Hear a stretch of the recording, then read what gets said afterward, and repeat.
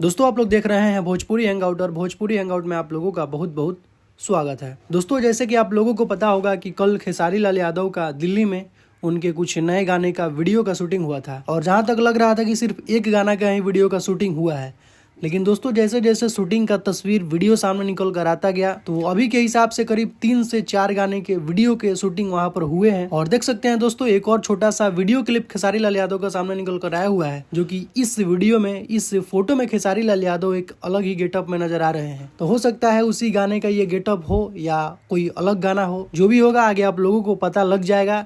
तो लगभग 3 गाने वहां पर शूट हुए हैं, जिसमें से 2 गाने रानी एक्ट्रेस के साथ, जो कि एक VR म्यूजिक यूट्यूब चैनल के माध्यम से रिलीज होगा, और एक अनंता म्यूजिक वर्ल्ड से, और एक गाना है नीलम गिरी के साथ, वो किस कंपनी से रिलीज होगा अभी तक पता नहीं है। तो ये कुछ देख सकते हैं शूटिंग का तस्वीर सामने निकल कर आया हुआ है, कुछ वीडियो है और आने वाले कुछ दिनों में इन सभी गानों को आप लोग सुन पाएंगे। और जहां तक मुझे लगता है कि VR म्यूजिक वाला जो गाना है वो पहले रिलीज होगा। तो यही कुछ अपडेट है दोस्तों अभी का। तो इस वीडियो में सिर्फ इतना ही, मिलते हैं नेक्स्ट वीडियो में।